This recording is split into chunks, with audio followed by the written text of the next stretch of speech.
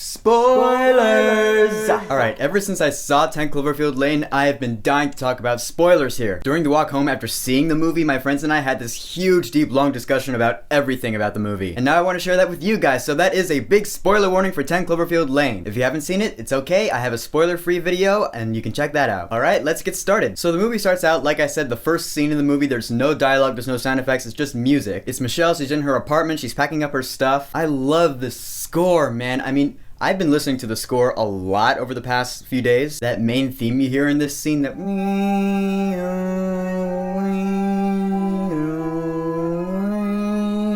it's some Turkish instrument, I think. I don't remember what it's called. It's just so unique to this movie. It makes it one of my favorite modern scores ever, and that's actually saying a lot coming from me. This is one of my favorite modern scores ever. So Michelle's driving in her car, she's listening to her voicemail, which is funny. Her ex-fiance Ben is voiced by Bradley Cooper. I saw that in the credits when they started rolling. I was like, huh, Bradley Cooper.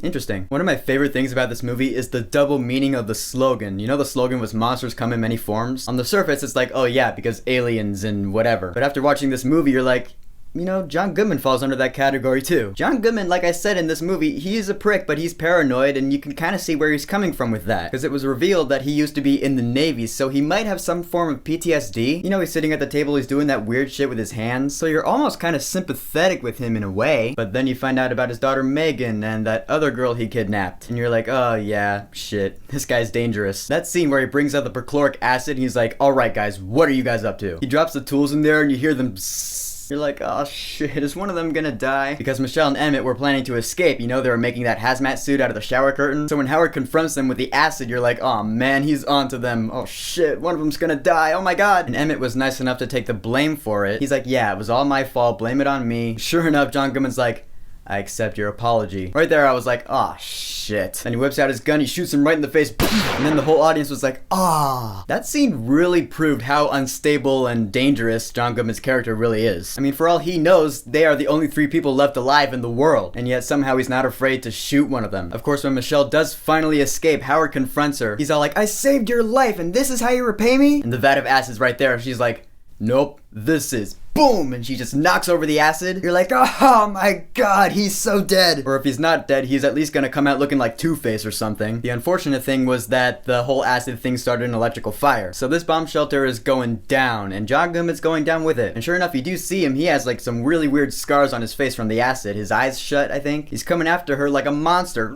He's just, you know. And it's really cool when she does escape. She finds like pieces of Emmett in the acid. That was fun to see. And then Michelle's finally out of there. She's in the hazmat suit, she's outside, she sees the birds in the air, she's like, oh, the air is breathable, so she takes off the mask. This is like the last 20 minutes of the film, I would say. This is where all the shit goes down. She looks out and there's this huge alien like space hovercraft creature thing. You're like, what is that? And when she gets in the car and you see these tentacle things come around the car and it starts going up, I was like, wait, that looks familiar. Is that the Cloverfield monster? Because you even heard the roar in like the Super Bowl ad. But it wasn't the monster, it was that spaceship thing. So she's in this truck that is being lifted up into this spaceship. She's gonna die. So she has to think fast. She whips up this Molotov cocktail and just throws it in there. The truck falls to the ground, she survives it, and then she sees the ship go down and explode.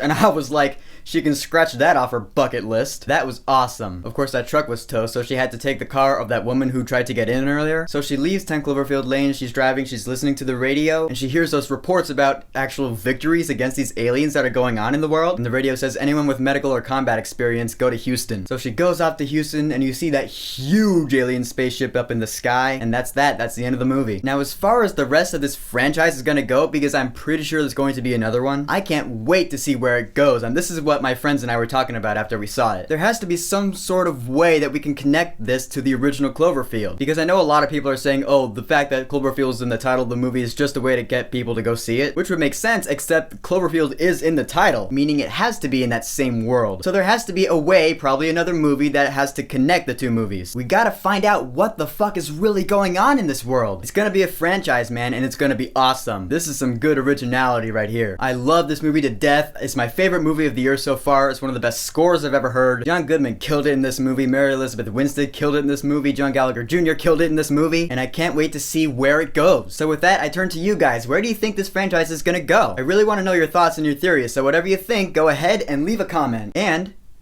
don't forget to subscribe. Bye.